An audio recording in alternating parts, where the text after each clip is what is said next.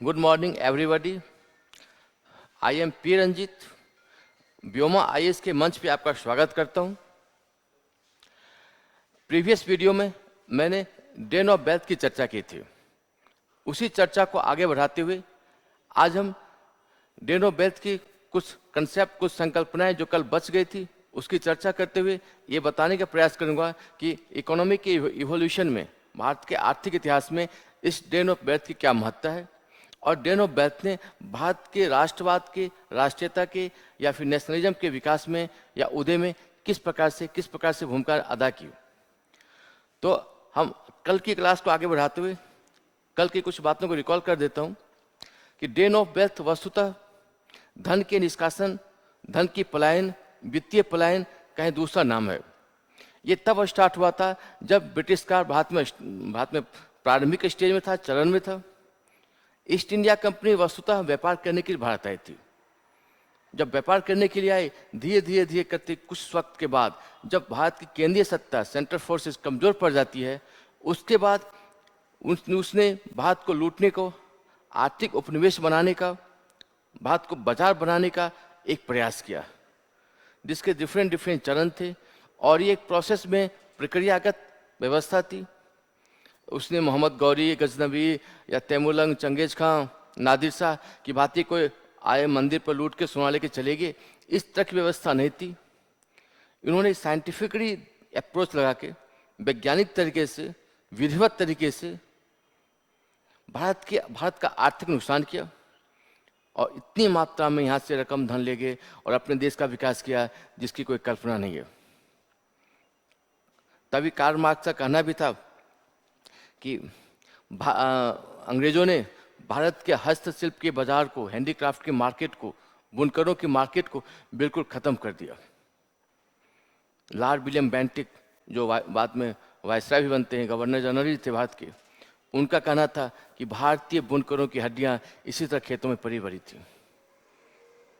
इसके दुष्परिणाम फलस्वरूप उस वक्त लाखों लोग मारे गए, भयंकर अकाल आए, सूखा आया, बेरोजगारी रेट काफ़ी आगे बढ़ गई, अनएम्प्लॉयमेंट रेट, बेरोजगारी की दर, लोग भूखे मर रहे थे, पलायन कर रहे थे, तो इसके दुष्प्रभाव भी थे। तो उसी बिंदु पर चर्चा करते हुए हम आज बताने का प्रयास करेंगे कि आखिर डेन ऑफ बेल्थ, ये जो प्रोसेस था वो कितने चरण में, कितने फेज में कंप्लीट किया गया, पूरा किया गया। इस चर्चा को मैं प्रारंभ करूं इसके पहले अब आपको मालूम होगा, अब आप प्री के एग्जाम की तैयारी प्रारंभ कर चुके होंगे। जस्ट अब प्री के लिए फॉर्म भी अब फॉर्म भरने के साथ साथ आप तैयारी प्रारंभ करेंगे। तो प्री के लिए मैं एक अलग से वीडियो बनाऊंगा और ये बताने का प्रयास करेंगे कि प्री की एग्जाम की तैयारी के लिए आपके पास क्या स्ट्रेटजी है, क्या प्लानिंग है। मेरी विधिवत क्लासेस भी प्रारंभ हो चुकी है और जो बच्चे क्लास नहीं ले सकते हैं वो लाइव क्लास के माध्यम से भी जुड़ सकते हैं। इसके साथ साथ बहुत बच्चों की डिमांड पर मेरी जो बुक्स है, प्री पे जो बुक्स लिखी गई है, वो बुक भी अब अंतिम दौर में है, अब जल्द मार्केट में आ जाएगी, जिसका फायदा आप उठा सकते हैं। इसके साथ साथ मैं एक दो बातें बता देना चाहता हूँ कि जब भी आप प्री का एग्जाम दें, प्री की तैयारी प्रारंभ करें, तो एक बात आप ध्यान से गौर से देखेंगे कि तैयारी प्री की नहीं होती है, तैयारी मेन एग्जाम की होती है। आप ये गलती कर देते हैं कि प्री की एग्जाम की तैयारी करते करते ना प्री हो पाता है और बाद की पूरी तैयारी आपकी खराब हो जाती है। इसी जब आप यूपीएससी को टारगेट बना रहे हैं तो आप तैयारी प्रारंभ करेंगे मेन एग्जाम से, मुख्य परीक्षा से, कि मेन एग्जाम या मेंस एग्जाम के माध्यम से आप सब्जेक्ट की गहराई में, सब्जेक्ट के जो बिंदुवार, विषयवार जो सब्जेक्ट यहाँ पे हैं, अलग अलग सब्जेक्ट हैं, उनके हर पहलू को, हर कंसेप्ट को, हर अवधारणा को, हर संकल्पना को जब आप ग्रास्प करेंगे, इसके बाद ही आपकी प्री के सवाल भी बनेंगे। इसी जब प्री की तैयारी, आप प्री के क्वेश्चन को देखेंगे, आप प्री की तैयारी प्रारंभ करने से पहले आप पिछले 10 ईयर से क्वेश्चन को निकाल के देखें। क्वेश्चन आमतौर पर फैक्चुअल नहीं होते हैं, तथ्यात्मक नहीं होते हैं, यूपीएससी के ऑब्जेक्टिव के सवाल भी जो होते हैं बाकी एग्जामों की तरह यहाँ आपके सवाल फैक्चुअल नहीं होंगे। इसे ध्यान रखें कि फिर सिर्फ फैक्ट या तथ्य रटने से, याद करने से आपका प्री क्लियर नहीं होगा। प्री तभी क्लियर होगा जब आपको सब्जेक्ट की, विषय की कंसेप्चुअली स्टडी आपने कर चुके हों या आप सब्जेक्ट का कंसेप्ट आपका क्लियर हो। इसलिए प्री की तैयारी के लिए भी आप सब्जेक्ट की कंसेप्ट पर, अवधारणा पर, संकल्पनात्मक समझ पे ज़्यादा ध्यान दें। विषय को बिंदुवार समझें, उस पहलू को समझें, चाहे हिस्ट्री हो, चाहे पॉलिटी हो, चाहे इकोनॉमिक्स हो, चाहे ज्योग्राफी हो। जब तक उस विस्तृत संकल्पना को आप नहीं समझ पाएंगे तब तक प्री के सवाल भी नहीं बनेंगे आपके। क्योंकि आपने गौर किया होगा, प्री के क्वेश्चन को देखेंगे कि सारे सवाल कंसेप्चुअल होते हैं, संकल्पात्मक होते हैं, अवधारणात्मक होते हैं। 1 2 3 ऑप्शन दिए रहेंगे, 1 सही है, 2 सही है, 3 सही है, और करीबन सभी सही होते। कुछ 1 पॉइंट का गलती होती है उसमें।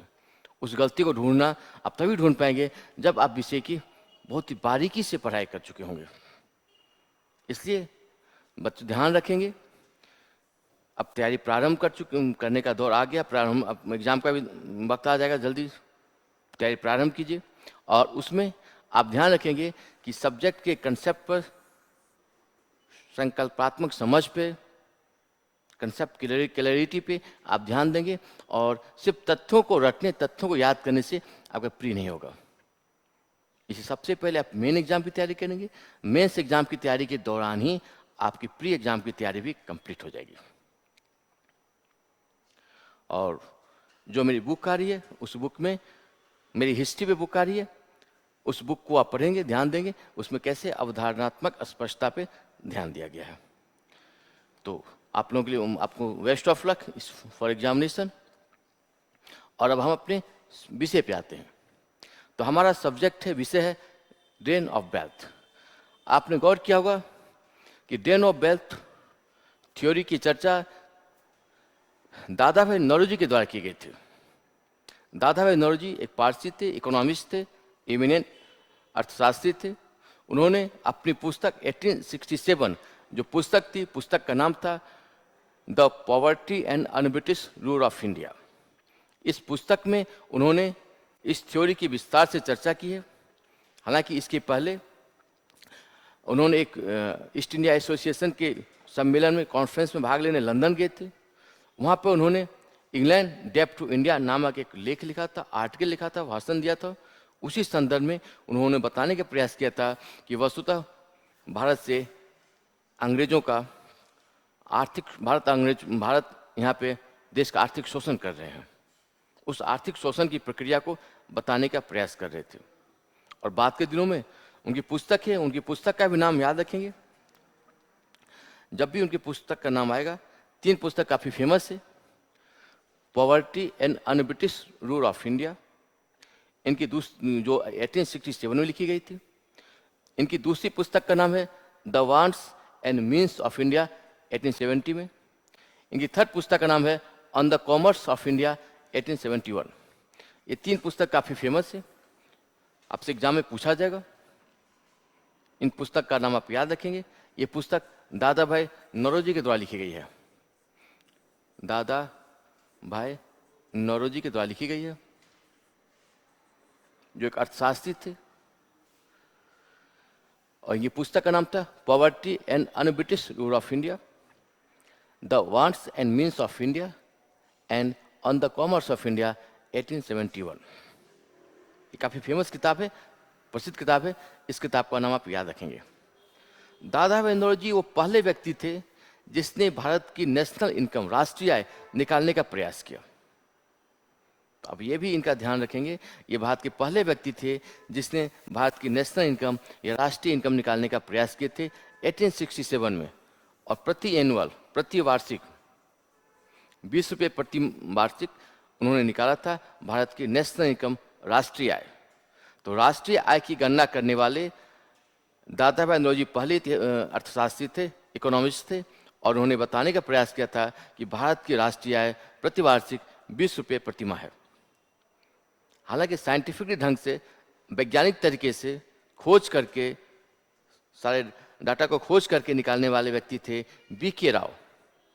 और उन्होंने 1931 में 1931 में बताने का प्रयास किए थे कि भारत की राष्ट्रीय आय, भारत की नेशनल इनकम 62 रुपीज प्रति वार्षिक है, 62 रुपये प्रति वार्षिक। तो आप ये दोनों डाटा को याद रखेंगे।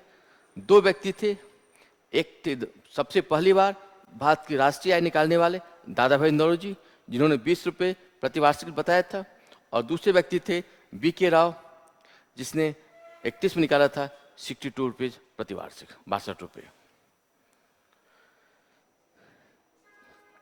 और ये पुस्तक का नाम भी आप याद रखेंगे।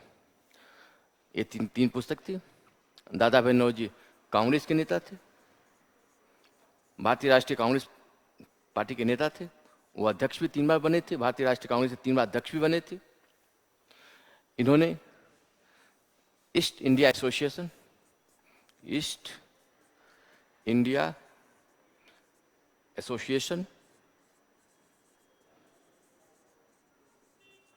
1867 लंदन में पार्टिसिपेट किया था, और वहीं पर अपने आर्टिकल लेख में डेन ऑफ वेल्थ थ्योरी की चर्चा की थी। इस डाटा को आप याद रखेंगे।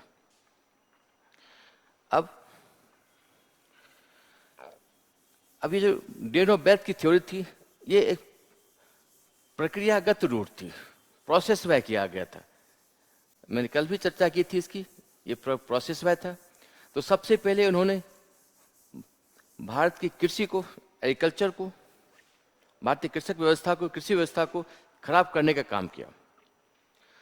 तो एक इकोनॉमिस्ट थे जिनका नाम था R.P. दत्ता, रजनी पाम दत्ता।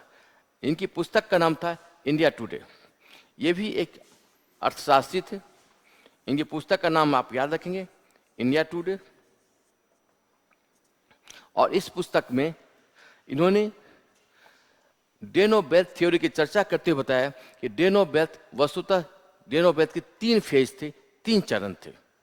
ये आपके एग्जाम में पूछा जाएगा कि आखिर धन के निष्कासन के कितने चरण थे और कब कब किस चरण से देश को लूटा गया। तो आप उस प्रोसेस को भी उसको याद रखेंगे। R.P. दत्ता ने इंडिया टुडे नामक पुस्तक में, जो एक अर्थशास्त्री भी थे, वो बताने का प्रयास करते हैं कि भारत में डेन ऑफ वेल्थ या धन के निष्कासन के 3 चरण हैं। उस 3 चरण का नाम, पहला चरण है वाणिज्यिक चरण, जो कि 1757 से 1813 के बीच। दूसरा चरण है औद्योगिक मुक्त व्यापार, जो कि 1813 से 1858 के बीच चला। और थर्ड फेज है वित्तीय पूंजीवाद, जिसकी चर्चा 1860 के बाद हमें देखने को मिलती है। तो 3 फेज है R.P. दत्ता के अनुसार। According to R.P. Datta, den of wealth है 3 फेजेस। फर्स्ट वाणिज्यिक चरण, सेकेंड औद्योगिक मुक्त व्यापार, और तीसरा वित्तीय पूंजीवाद। अब इस तीनों पहलुओं को समझते हुए हम आगे बढ़ने का प्रयास करेंगे। आप इसे याद रखेंगे, पहला वाणिज्यिक चरण, मुक्त व्यापार, और तीसरा वित्तीय पूंजीवाद। तो जब ब्रिटिश काल यहाँ, ब्रिटेन के लोग यहाँ पे आए थे, ईस्ट इंडिया कंपनी स्थापित थी यहाँ पे, तो सबसे पहले उसने सहारा लिया था, कृषि का वाणिज्यीकरण किया था उसने। हालांकि एक कल भी बताया गया था कि एक प्रोग्रेसिव कदम था, लेकिन ये इसका फायदा भारतीय किसानों को नहीं मिला, बल्कि इसका पूरा का पूरा फायदा अंग्रेज अपने देश लेके चले गए। इसमें इस कृषि वाणिज्यीकरण के तहत खाद्यान्न की फसल से नकदी फसल की ओर, नकदी फसल किसानों को खाद्यान्न की बजाय नकदी फसल उपजाने के लिए बाध्य किया गया। और इसके साथ साथ 3 प्रकार की व्यवस्था रहेगी। भू राजस्व व्यवस्था, 3 प्रकार की भू राजस्व सिस्टम लाया गया था। अंग्रेजों ने बंगाल के क्षेत्र में रेवेन्यू सिस्टम को चेंज कर दिया और 3 अलग प्रकार के सिस्टम लाए थे पूरे इंडिया में। पहला का नाम था अस्थायी बंदोबस्त, परमानेंट सेटलमेंट, अस्थायी बंदोबस्त, सेकंड महलबारी, और तीसरा इजारेदारी।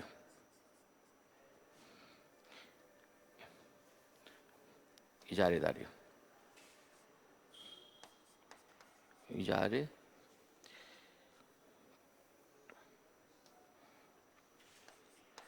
इजारेदारी। अभी आप कृषक कानून में आपने एक शब्द सुना होगा, फार्मिंग। जो किसान और जो उद्योगपति हैं उनके बीच फार्मिंग सिस्टम के तहत किसान खेती कर पाएंगे।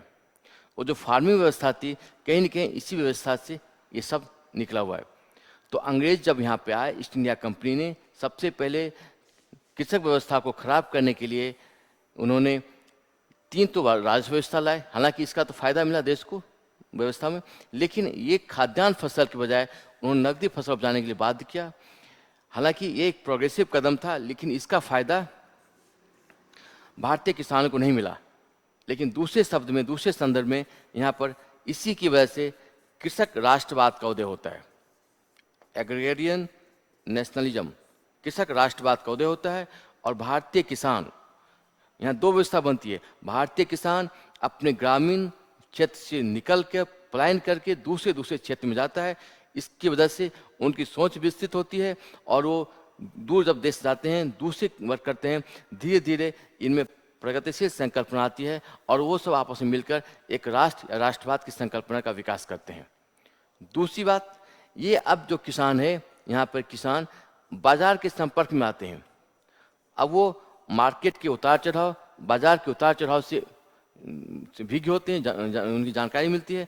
जो किसान पहले, मैंने कल भी बताया था कि किसान जजमानी व्यवस्था के तहत अपनी फसल का एक हिस्सा उन दस्तकारों को दे दिया करते थे, लेकिन अब इस जगह पर किसान अपने प्रोडक्ट को, फसल को, नकदी फसल को बाजार लेके जाते थे और बाजार में उनको साहूकार या व्यापारी खाते में बेचना पड़ता था। तो कहीं न कहीं किसान अब बाजार के उतार चढ़ाव से, बाजार से उनकी जान पहचान हुई, बाजार के संपर्क में आए, तो कहीं न कहीं किसानों का एक फायदा भी मिला कि जो किसान पहले बाजार की प्रक्रिया से अनभिज्ञ थे, अब कहीं न कहीं बाजार की प्रक्रिया से उनका जुड़ाव होता है, मार्केट से जुड़ते हैं। हालांकि किसानों के लिए ये उतनी सुविधाजनक बात नहीं थी, उनके लिए बहुत मुश्किल का दौर आया।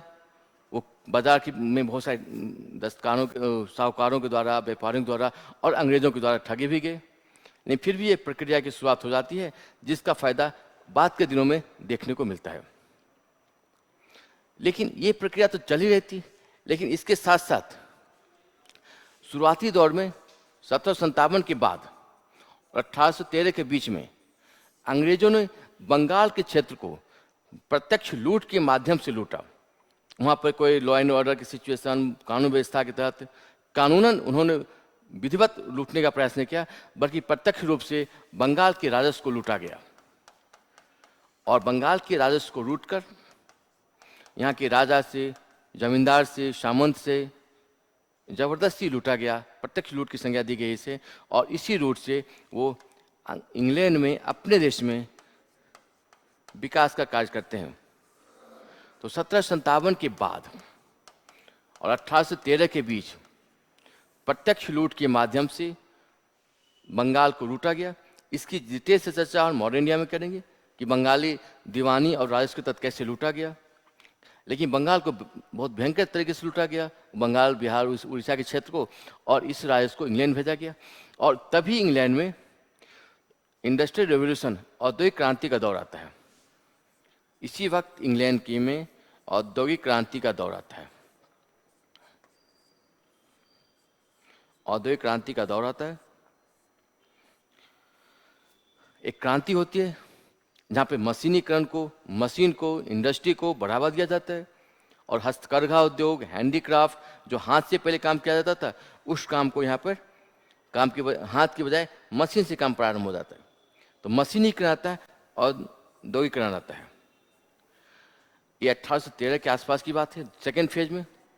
जब औद्योगिकरण आता है, अब अंग्रेजों ने या ईस्ट इंडिया कंपनी ने जो शोषण का तरीका बदल दिया उन्होंने। अब उसने क्या किया कि इस औद्योगिक क्रांति का फायदा उठाने के लिए, इस औद्योगिक क्रांति का फायदा उठाने के लिए उन्होंने भारतीय उपनिवेश को कच्चे माल की सप्लाई के लिए भारत को कच्चा माल, रॉ मटेरियल, भारत से कच्चा माल ले जाना प्रारंभ किया और ब्रिटेन में, अपने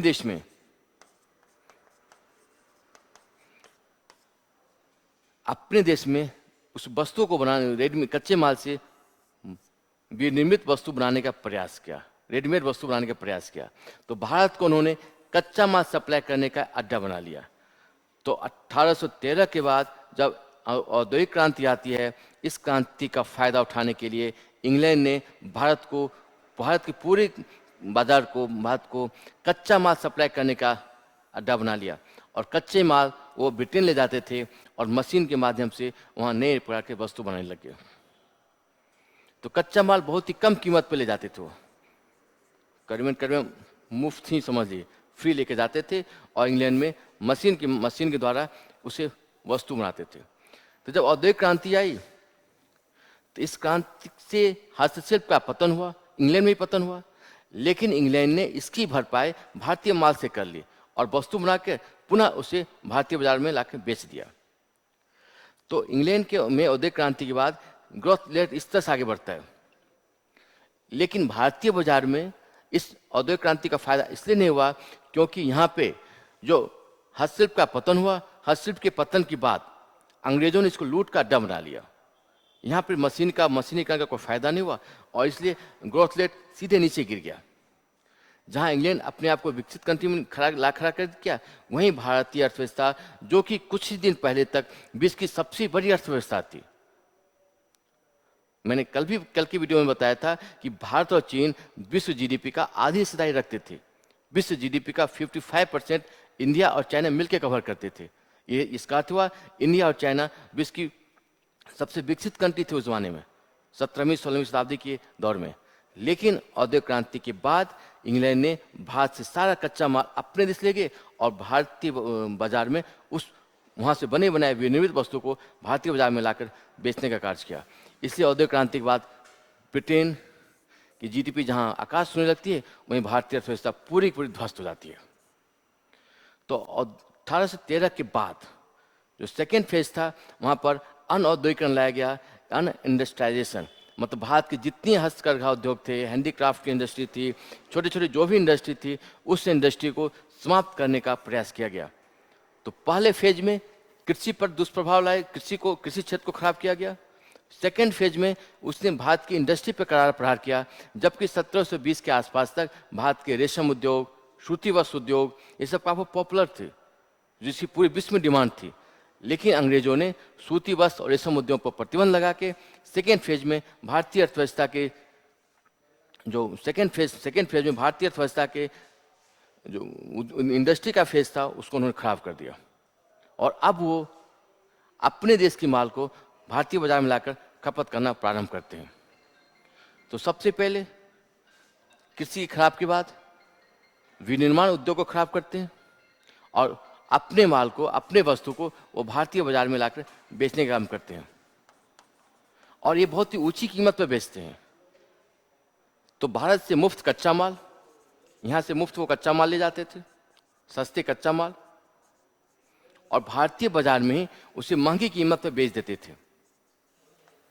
इसका तात्पर्य ये निकला कि एक तरफ हम कच्चा माल भी दे रहे थे फ्री ऑफ कॉस्ट और उसी सामान को बने बनाए सामान को महंगी कीमत पर खरीद भी रहे थे।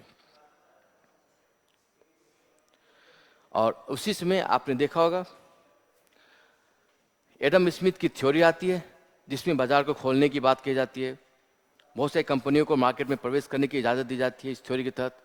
तो फिर अंग्रेजों ने भी ईस्ट इंडिया कंपनी की पर कतरने शुरू कर दिए और बाद के दिनों में ईस्ट इंडिया कंपनी के साथ साथ और भी कंपनियों को भारतीय क्षेत्र में व्यापार करने की इजाज़त दे दी गई थी। इसी दौरान भारत में 1857 का विद्रोह होता है और विद्रोह के बाद परिदृश्य बदल जाता है और भारत पर अंग्रेजों का डायरेक्ट प्रत्यक्ष शासन होता है। अब 1860 के बाद, 1860 के बाद अंग्रेजों के द्वारा शोषण का तरीका बिल्कुल बदल गया। अब वो न प्रत्यक्ष लूट कर रहे थे, न अनऔद्योगिकरण का काल था, बल्कि वो भारत में विकास कर रहे थे, डेवलपमेंट। आपने गौर किया होगा, उसी वक्त रेलवे का विकास हुआ, रेल इंडस्ट्री पूरे भारत में छा गई, डाक तार का विकास हुआ, पोस्टल डिपार्टमेंट का विकास हुआ, बहुत सारी कंपनियां लगाई गई, जहाज रानी उद्योग का विकास किया गया, जहाज वगैरह बनाए गए, बैंकिंग सिस्टम को लाया गया। इसके साथ साथ बहुत सारी कॉटन इंडस्ट्री वगैरह, कुछ भारतीय लोगों ने भी अपनी सूती वस्त्र उद्योग वगैरह खड़े किए, भारतीय उद्योगपति ने भी, तो कॉटन इंडस्ट्री को बढ़ावा दिया गया। भारतीय क्षेत्र में इंफ्रास्ट्रक्चर का विकास किया जाता है।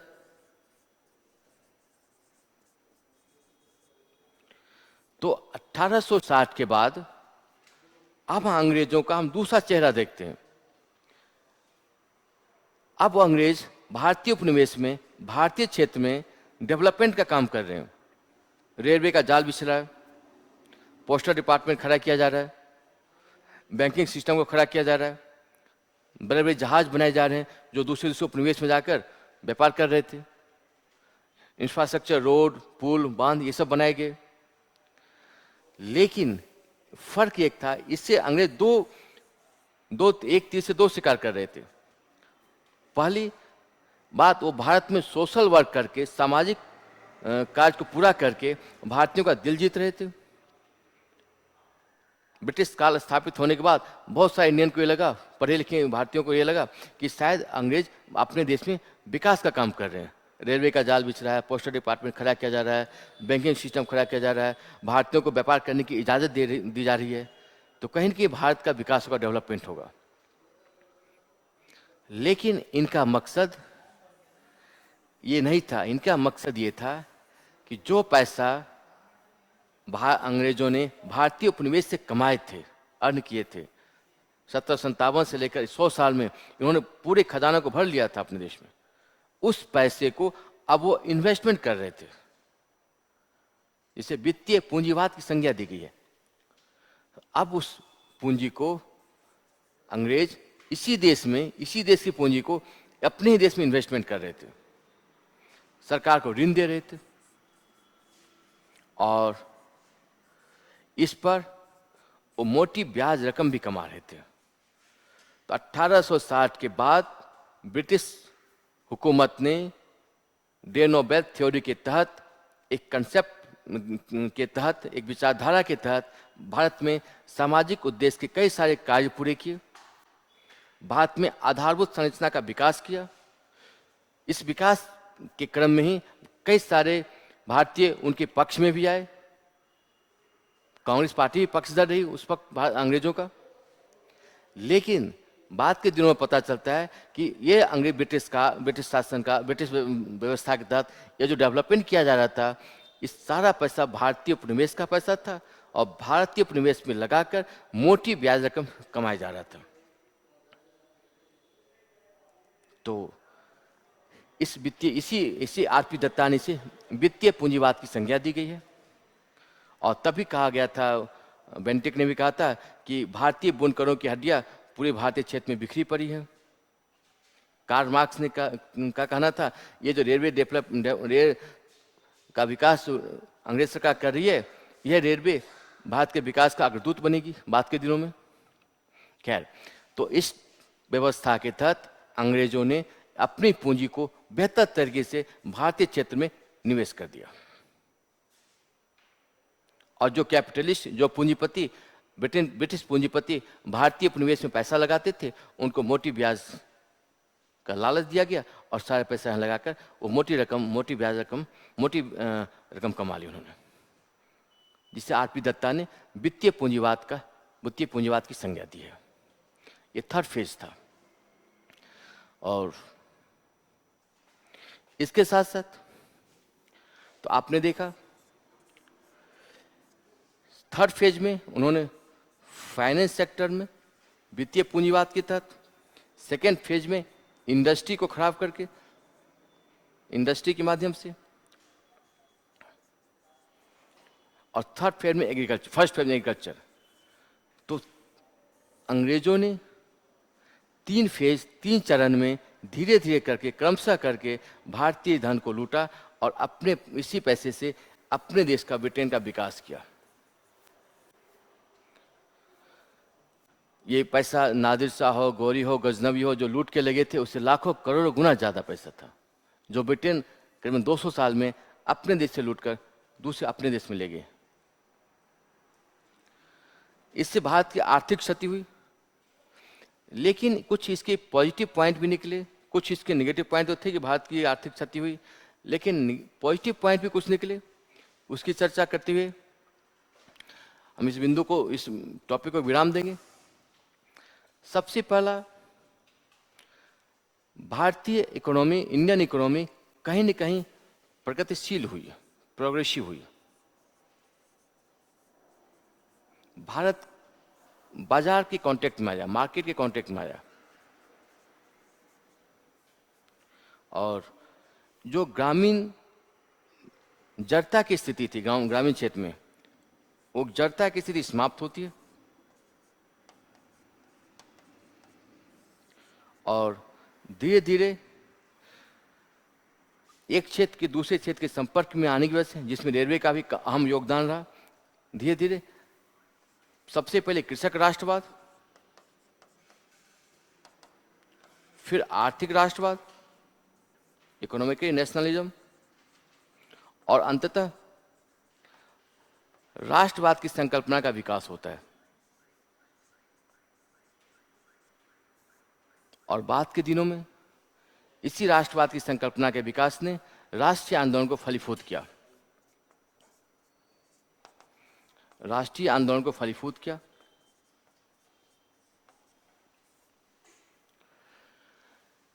तो एक तो इस धारणा के तहत हम सोचेंगे, अगर आप सोच के देखें, अगर भारत में मुगलों का ही शासन होता तो विश्व में जो नई नई खोजें, जो विश्व में उस वक्त जो नई नई आविष्कार हो रहे थे, नई नई संकल्पनाएं आ रही थी, नई नई थ्योरीज आ रहे थे, शायद उस थ्योरी संकल्पना से हम अनभिज्ञ रहते।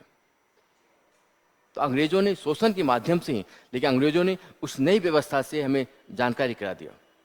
हम एडवांस हुए, हम प्रगतिशील हुए, हम कहीं न कहीं हम डेवलप हुए, लेकिन हमारे शोषण की प्रक्रिया थी वो जारी रही, और जिसे उस शोषण को हटाने के अंततः भारत में राष्ट्रीय आंदोलन को चलाया जाता है, जिसकी चर्चा हम नेक्स्ट वीडियो में करेंगे। थैंक्स।